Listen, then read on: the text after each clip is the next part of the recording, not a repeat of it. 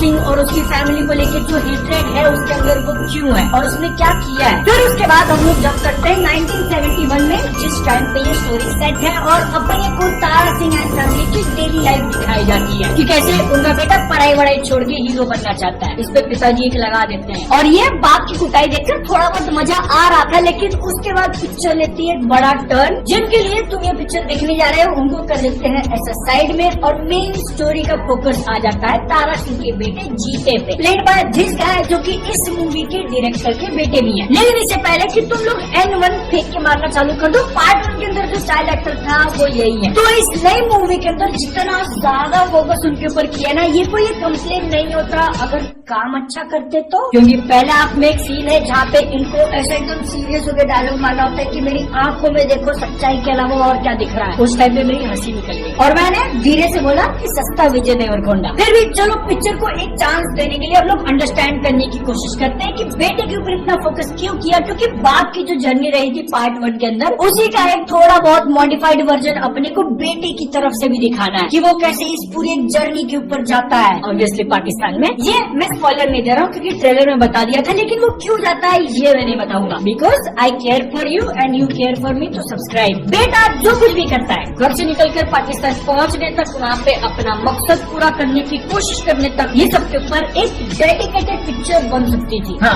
क्योंकि इतना बड़ा एम्बिशन है उसका, लेकिन इतनी बड़ी इंपॉर्टेंट सीरियस चीज को काट के सिर्फ एक हाफ के अंदर फिट करने की कोशिश की है। उसमें ना तो कोई लॉजिक है, कोई रीजन है और ना ही वो इंटरेस्टिंग। और हिंट देना हो तो पूरी स्टोरी के अंदर ये जो साइड मिशन है ना उसका उतना इम्पोर्टेंस भी नहीं है, तो इसलिए उसको काट पीट के छोटा वर्जन बनाया जा सकता था। क्योंकि एक बार सनी पाजी पिक्चर से गायब हुए कि पूरी पिक्चर ड्रैग मारने लगती है और उनका इम्पोर्टेंस इस पूरी फ्रेंचाइज, इस पूरी स्टोरी के अंदर कितना ज्यादा है ना, ये एक सीन से अंदाजा लग जाता है जिसमें पार्ट 1 का एक बहुत फेमस डायलॉग बेटा चिल्लाने की कोशिश करता है अंदर से and it turns into a comedy. फिर उसके अगले ही सेकंड जैसे ही तारा सिंह चिल्लाते हैं, दोनों के स्किल में जो डिफरेंस है वेरी वेरी अपैरेंट। मैडम जी उर्फ सकीना प्लेड बाय अमीषा पटेल, इनको पिक्चर के अंदर सिर्फ एक ही काम के लिए रखा गया है, रिएक्शन शॉट्स देना, और उसमें भी सिर्फ दो ही रिएक्शन निकलते हैं, एक ऐसा हंसने का और दूसरा ऐसा रोने का। इनका भी बहुत फेमस डायलॉग है जो कि मेरे यहाँ छप चुका है कि वो बोलती हैं बच्चों के बगैर जिंदगी कितनी ज्यादा बेरंग हो जाती है, आंखें निकल रहे हैं। उदास टोन में कहने की कोशिश की गई लेकिन चेहरा